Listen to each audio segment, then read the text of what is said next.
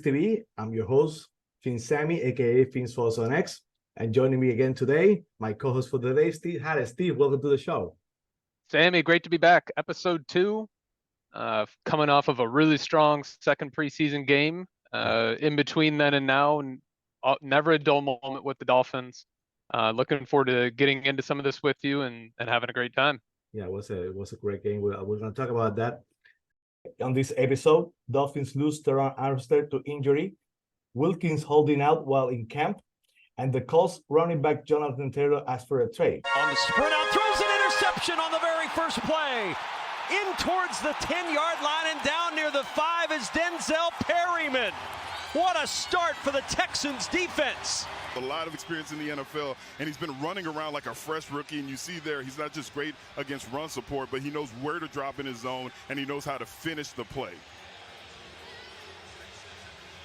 That's what you call a tone setter, Kevin. First off, great team effort, team win, any which way you can put that. Proud of the guys. They went out there, they competed. Didn't matter who was in, so that was really good to see. All these thoughts going through your head, but I thought it felt really good being able to go out there, call plays with the guys, the camaraderie in the huddle. You know, things didn't go our way, adversity hit, and it was cool to see the guys respond. Tua admitted he was nervous after the game, but I think he looked good. I want to hear your opinion about the game, how Tua looked at overall, how the performance of the team. I mean, I think I share everybody's thoughts when we saw that first pass and we're like, oh my God, what is going on here? And then I just realized, hey, it's preseason. We got the ball back, then a really rough snap. You know, we lose some yards there on that early snap, which I can't believe wasn't called, illegal motion or false start on the center. Yeah. But then that 97-yard drive, he looked fantastic in that drive. I mean, all credit to Tua for shaking that off, getting a lot of rust off. It was like 220 plus games or days since he stepped on the field. So really, all in all considered, it was great for Tua. I'll let you talk, but I can't emphasize enough how great it was. You know, the McDaniel committing to the run. It was run, run, run. I was thrilled with that. You know, 205 yards on the ground. Ahmed, incredible game. Yards shy of 100 yards, that 65-yard sprint down the sidelines. Fantastic on that. Chris Brooks, man, he's great out of BYU. Loving to see him. He's a bowling ball. He's not afraid to run upright and run straight between the tackles and deal some damage. And then A-Chain, really hope that shoulder injury isn't anything major, but that, the couple times he gets the ball in his hand, he's electric. So I was really, really happy with the offensive side of the ball. What do you think? Well, overall, I think the performance was pretty good. Taking on account that Tua, like you said, more than 250 days without playing. He got hit. The jiu-jitsu, it seemed like work. You can see he moving on the fly before the hit to the ground, taking a position and taking the hit. I think that it was good for him to bounce back, to have that experience after so many months without taking a hit. I like the fact that he came back after the interception, poised, secure of himself. Even after that snap, you can see the team moving the ball, feeling confident, and I think the defense was really, really good. I saw a good performance from the defense. Long looked really, really, really sharp for his first time with the team. I would like to see more from the pass rush. Apparently today on practice, it was a really good day for the pass rush. So hopefully for the next game, we can see a lot more improvement in the pass rush. But I think overall was a good experience. It was what we needed. We needed a win, a big win. Yeah, a great margin. Overall, I think it was a good day for the Dolphins. No, I think it was great. The defense, I agree with you. We need to see some better pressure on the quarterback. Peely, and a couple times he drove the offensive lineman into the backfield or into the quarterback's face. We also got to keep in mind, we're not seeing Chubb, we're not seeing Phillips, we're not seeing Wilkins. When we get those starters in there, you've got Phillips and Chubb coming around on the edges and everything. I think it's going to definitely result in a lot more faster pressure on the quarterback, and who knows how many sacks we might be able to get. Overall, really couldn't complain about anything in that performance in the entire game, other than the first pass, which again, it's preseason. as Coach McDaniel would say, that's why we play these preseason games. Get it out of the way now. Yeah, that's the kind of defense I expect to have this year. It's gonna be like a patient defense. They're gonna wait for you to make that mistake. So that's basically what happened. They had some very nice completions, but overall, after the turnover, they didn't score a touchdown, and they didn't score a touchdown during the whole game. So I think that the defense hold well. You can see that they were prepared. They weren't unfazed by the turnover. So I like that.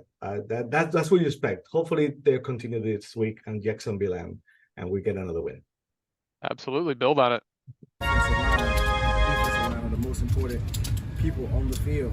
You know, obviously receivers, we get the success, we get the glory, we get the Instagram followers and all that. But Terron is a huge part of our team.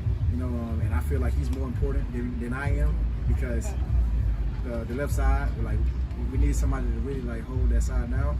And just to see him go down, which I think is not serious. I'm sure he'll shake back, man. He'll be straight. Because as soon as it happened, I went up to him and said, "You straight?" He said, "Yeah, I'm straight, man. I'm just old." So, Steve, I want to hear your thoughts on this. Do you agree with Cheetah that Armstead is more valuable to the Dolphins than he is? I love Cheetah on the field, but I think in this case, I love him more behind the mic. I think he's right. I think the stats, speak for themselves, how much better this offensive line as an entire unit plays when Armstead is sitting there solid at left tackle. I think it's even more truth right now because we have Chosen, we have Berrios. If Hill happens to go down, which none of us want to see because we love seeing him on the field, we love seeing what the impact he has when he's out there on there. But we have Chosen, Waddle, Berrios as a comma maybe, but there's only one Armstead. And the bottom line is we need him healthy. I know that he's got to practice, kind of get ready for the season, but hopefully the team stays true to themselves. He does absolutely nothing in team drills, gets himself ready for week 1, and we'll get as many games as possible out of Armstead. Yeah, there's a huge difference between more important and more valuable. For me, Tyreek is definitely more valuable than anyone on the team. You can say he's the most valuable player on the whole team. After Tyreek, probably Tua will be the most valuable. You can see what happened to the team after he went down last year. But most important player to the team, there's no way. There's the repercussions of Terron not being there. The ripple effect on defensive line is huge. You can see they're not the same team. Lamb played pretty good, I think last week, surprisingly good. But there's no way you can replace what Terron Armstead does to the team. No, especially not when you consider the division that we're going to be playing 6 games this year in. Look at the defensive front for the Jets, one of the absolute best in the league. Yeah. The Bills consistently good. Bill Belichick's defense, they're going to be solid again on that defensive front. We need a healthy Armstead, and absolutely, most important, hands down, I agree with you. Completely. The AFC East is stacked on defenses, and the defensive lines are really, really, really good on every single team on the AFC. So when you don't have that security also on left guard, that even makes him even more valuable. So absolutely, for me, he's the most important player on the team. Not necessarily the most valuable, but definitely the most important. I think we can definitely agree that seeing him walking around that day, getting a report the next day that all the scans came back clear, and it could have been a lot worse for us. The reports out of camp that day were he was definite pain, couldn't put his shoe back on. I don't even think we've heard anything other than just a lower leg injury, but whatever it is, it's good to see that it's not as bad as we'd originally feared that it might be. It was Armageddon on X, formerly Twitter, that day. Armageddon. It was burning. Dolphins Twitter was burning. Formerly Dolphins Twitter, now X Twitter. But it was burning. You can see the fans were distraught. It's over. Greer, why did you do that?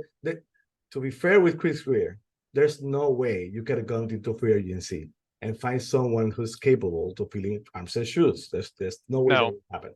Of course, if you can have a better line, we all been frustrated by years for the line, but there's no way you can replace him. He's irreplaceable. can't replace Armstead, and I think if there's anything that we really have learned over the past several years is true starting talent that plays well on the offensive line is hard to find.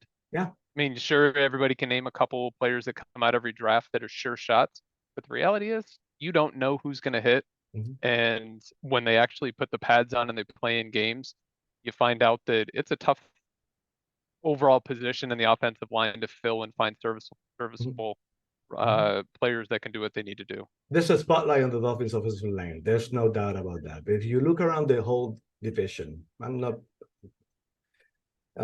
Let's keep the Patriots aside. But the Bills do not have the greatest offensive line. They've been struggling. The Jets probably have a worse offensive line than we do. Most teams of the AFC, even the Chiefs, who did a great job last season, they replaced the line, fixed it, and when they went and won the Super Bowl, but they have questions this year on the defensive line. There's no many teams that you can say they have 5 quality starters and probably 2 great backups on the defensive line. They just don't. Most teams are looking got the as Eagles looking. to the Super Bowl. Yeah. The Eagles got to the Super Bowl. The last 2 times they've made it to the Super Bowl has been because they've had an outstanding offensive line with depth if and when somebody gets hurt, but somehow they managed to stay healthy and they dominate. Those are strong offensive lines. Yeah.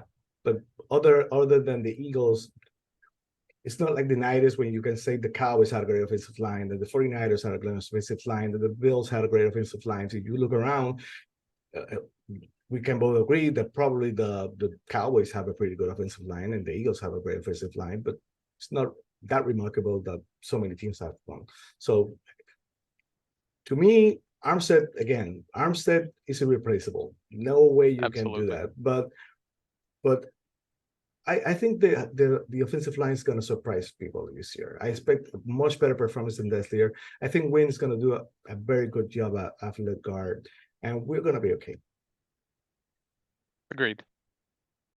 Again, I'm just trying to focus on the everyday first and foremost, and you know, be the best teammate I can be for my guys, be there for them, and just stay in my lane there. And again, like I said, if I continue to be humble and do right by this game, I'm really big on respecting the game and doing right by the game. And if you do that, the football gods will always bless you. So that's kind of my approach, and that's how I approach each and every day. Setting a career high for sacks. The biggest thing is I just try to come in every day with the daily focus of getting better. Stats will come, all that will come, but the biggest thing, if I'm just like, I don't make goals or specific stats or anything I want. I just kind of have general goals that if I lock in on those general goals every day, it'll lead to everything I want, personally for this team and for this organization, I feel. So not something too specific, but more just general goals that I know if I'm reaching those and, being the best in those areas, then, everything hopefully that I want will come. Steve, this has me worried. For a while, I have not believed that Dolphins are going to end up extending Christian Wilkins. I think he should be a Dolphin for life.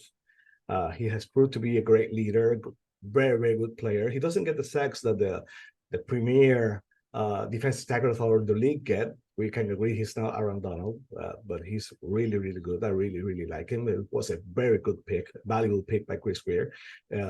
You can see why the Dolphins should extend him. The market fluctuated in his favor, and a lot of defensive tackle this offseason got a great contracts that probably up does his salary. It's not crazy to believe that he has a case that he probably was worth $20 million, but I don't think the Dolphins are gonna get it. What's your opinion on this? It's interesting you mentioned how the defensive tackle market has gone up. It's been the absolute inverse for the running back markets. So here's my opinion on Wilkins. He led all defensive linemen in tackles, and I'm not talking defensive tackles and tackles, all defensive linemen in tackles last year. Over 90 for combined tackles, more than 50 of them were solo. I agree with you. He's not a sack machine, but he is an absolute disruptor. He's a physical and a mental disruptor for our team, and he loves the game. And I know you could say lots of players love the game, and that doesn't make him worth over $20 million. But take Wilkins off this team, and what do we have? You know, we're already short on defensive tackles. Sealer, you know, is he going to stick around? Surely if we find a way to sign Wilkins, I don't think Sealer sticks around. Yeah. Wilkins goes somewhere else. We'll keep Sealer, but how do we fill that void left by Wilkins? I mean, from a fan perspective, I love the guy. I want him to be a Dolphin for life. The guy loves the game. Me too. He's out there playing, and he said it in his press conferences. You know, he's out there because he loves it. All the time you hear about players who play because they're good at it and they get to collect a paycheck. He's good at something that he absolutely loves, and his bonus is he's about ready to be a very, very rich man because of it. You know, I just think it's really ultimately up to Greer and company to find a way to free up the cap space and secure him at least for 4 or 5 more years in the aqua and orange. Yeah. One thing that worries me for him is the fact that him holding out in camp gives Fangio and the coaches an opportunity to see where they are without him. How valuable he is. They're giving him too much time to compare. If, well, he's not here and we're okay. So that could backfire on him. If I was saying, I will stay with the strategy of keep playing, and hopefully everything works out. But time will tell if it gets an attention. For me, for a while, I think that probably this is last year in camp, in last season with the Dolphins. Next year, maybe franchise tag and probably trade if we can find a partner. Hopefully I'm right, and by the time with this airs and everything's okay, he gets an extension and he's a Dolphin for life, I will be happier. No one will be happier than me. I love the guy. His energy, so much fun. He's a great player. He's a great Dolphin, great representative of our team, great in the community. But I think that it would have been done by now. So time will tell. I wish that they had done it before now. They shouldn't have waited this long. You know, if they set the market at 17, 18 million dollars, and then all of a sudden here comes the others, the Jeffrey Simmons of the world, that get much bigger contracts, and that's completely fine. He may not be happy, but at least we secured him long term. I don't want to find out what it's like to be without Christian Wilkins. I think we're getting a glimpse of it in the preseason, but you know, we're seeing some decent defensive line play, but you know, playing against the 2s and the 3s, you really can't tell. But again, I hope that we get to keep him. I hope you're wrong. I'd love to be talking to you sometime next week. I want to be wrong. We'll be celebrating the new contract extension for Christian Wilkins. I believe me, I want to be wrong, but for a while, I think that the writing's on the wall. Time will tell. Earlier this offseason, team owner Jim Irsay said publicly that Taylor will not be traded. The team has now reversed course, and Taylor is on the market. Well, my friend, the FINS fight never ends. Here comes the trade rumors about a running back once again. This time it's Jonathan Taylor. The Dolphins seems to be interested, other than the last time that they didn't move the needle at all. But reports say by Barry Jackson, who's very credible, probably the best beat reporter in Miami today, one of the few that are truly credible in Miami. They said that the Dolphins have enough on the table to the Colts. If you gotta give them at a percentage from 1 to 100, what would you say about the chance of this happening? The chances of Taylor to the Dolphins, I'm going to be realistic here and say it's probably around 20%. I mean, you know, the thought of a running back like Jonathan Taylor, 24 years old, all pro, absolute machine, coming to Miami, it's attractive. You know, I mean, Taylor's one of those running backs that I was definitely wrong about coming out of college. I mean, he was an absolute workhorse. They gave him the rock in Wisconsin, 6,000 yards, over 900 carries. You know, in his first 3 years at Indy, you know, was he at 4,600 all-purpose yards? Again, you know, he's 24 years old. Miami would be dumb not to check him out. You know, we've checked out every other free agent out there. You know, why wouldn't they, you know, at least find out, is there a chance they can bring him here? But I have lots of questions, and we can talk about that in a little bit. What do you think? Well, I've always been in favor, like, you know, like we talked last week about Dolphins getting a true tailback running back, cowbell running back. When the Dolphins had the chance to drafting coming out of Wisconsin, I remember the Dolphins, it was when COVID hit, and the Dolphins has him scheduled for a visit. I don't remember if the visit even happened or it was called short because the restriction on COVID, but the Dolphins were interested. Rumors say that it was former head coach Brian Flores, the one who wanted a corner. That's why they drafted Benagany. We will never know. I don't want to blame Flores by now. I blame it for so many things, but I'm not going to blame it on this one. But I always wanted a running back, like you know by now. But if I had to give it percentage chances from 1 to 100, I will give it right now. I would be like 30%. I'm not convinced it's going to happen. Probably the Colts are asking for a lot. They, for once, the Jim Irsay said, like, well, like, running backs are a dime a dozen. No one's going to remember when we're gone. But now they want a first-round pick. Which one is it? Is they valuable or they're not valuable? That's kind of hypocritical. I don't think that he's going to get that much in return. I mean, the bottom line is the real pain that a team is going to be giving up to get him is going to be that next contract. And I'm not sure how much it's going to be, but I think it's going to be top in the league for a running back second contract. Yeah. You know, I know the market is down for running backs, but I think it's not going to be down when it comes to Jonathan Taylor. No,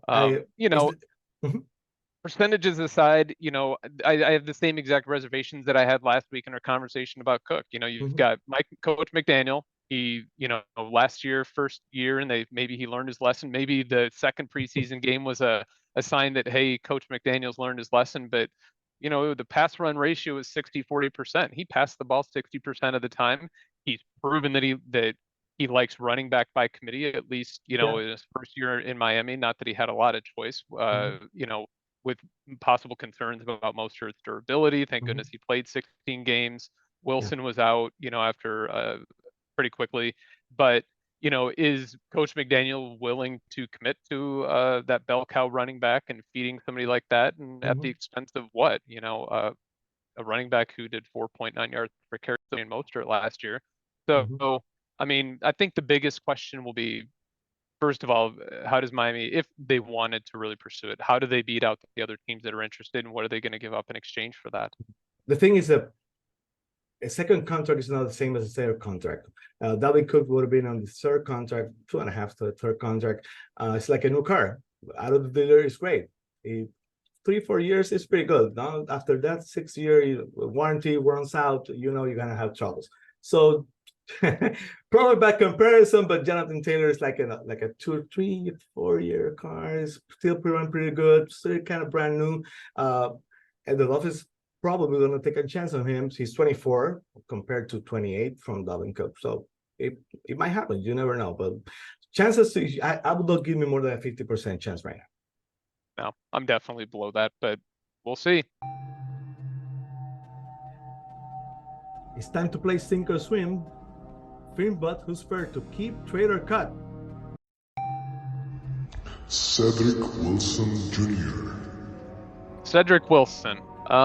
Given the contract situation, I'm going to say that, you know, we're going to have to keep him. You know, too much dead money. Not optimal if you can't trade him, but since my option here is he's got to go in the keep category for me. Okay. In 2023, he will earn a base salary of $7 million with a cap hit of $8, $5 million guaranteed. I think Cedric Wilson stays. I don't think they're gonna find a trade partner unless they basically pay most of his contract and get a pretty good pick. I think Talib was the one that they traded to the Dolphins and they ate the contract and we got a great pick. Basically the same thing. But I don't think it's gonna happen. I think he stays. I agree.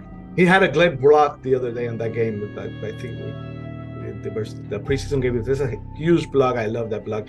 He's valuable in the running game. He missed that fairly wide open catch, but he did pretty good. Yeah.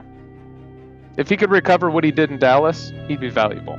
He'd be worth it. But he's also 4th, 5th man right now in a very, very deep, talented wide receiver room. But for this game, we're keeping him.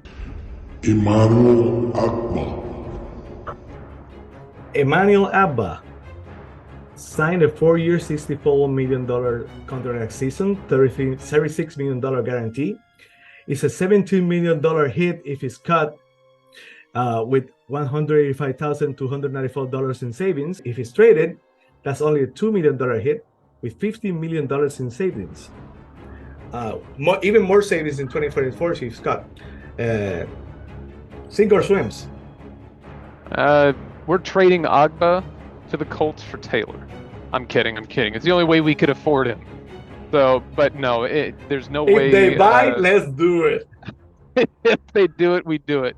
But no, Agba's my trade candidate. So, it's there's no way in the world you're going to cut him. We've already kept Wilson. So we're trading away Agba, bucketing $15 million. Maybe we can use that to keep Wilkins around for a while. Other than offensive linemen, I think the pass rushers are one of the most valuable players. So you can find a trade partner probably for a pass rusher, so for an edge. So I would not be shocked if they find a trade partner. It's probably not going to be to the Colts for Taylor and a third. Wink, wink. Hopefully. Liam Eichenberg. Liam Eichenberg. He's on the rookie deal. He's only 25 years old. He was the second round pick, 42nd pick overall.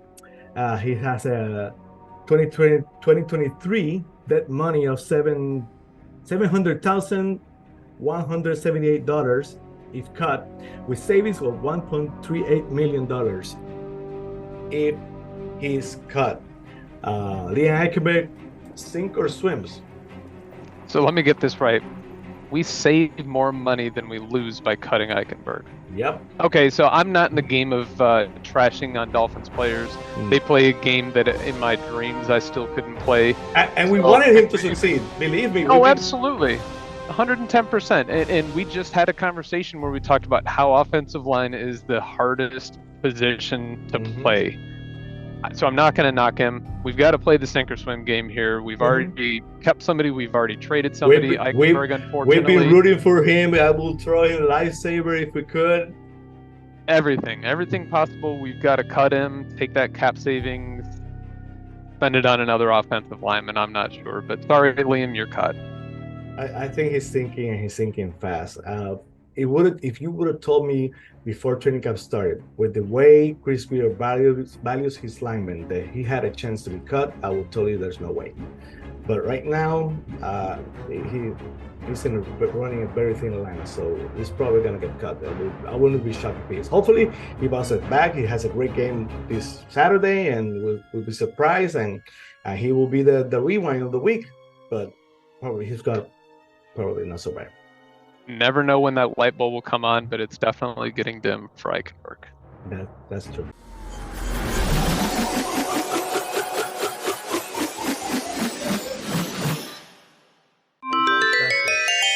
I'm gonna go with Mike White just because I've never been a believer on Skylar Thompson. I'm just not. I've never seen anything from the guy other than one great game in preseason with Sukama. I've never seen anything that could make me believe. FINS TV Rewind, you saw what I said last week about Skylar Thompson. He was 15 of 22, 157 yards, 3 touchdowns against the Texans. He got pounded, hit after hit after hit, and he kept coming back. He showed toughness. I'm still not a huge believer in him. I can give it all his credit. I think he's developing. That's good. He's upward. But I got to give you the credit. You were right. He had a great game last week. You say that again? What? I was right? You were right. He had a great game. My man, you were right. He had a great game last week. I like it. My man, Skylar Thompson, came out like the reigning preseason champion that we knew him to be last year. He got knocked around. He didn't lose his composure. He was tough. Again, we said it before. Everybody knows it. You lose your starting quarterback, chances are your team's going to be on life support anyway. We don't want that to happen. Right now, he's my QB2. And, he's got the experience with the team, second-year McDaniels system. I'm happy to be right here. I'm glad he came out and he played well. Just looking forward to seeing how he does this week. I'm sure we'll see more Mike White, but Skylar, looking forward to seeing him again.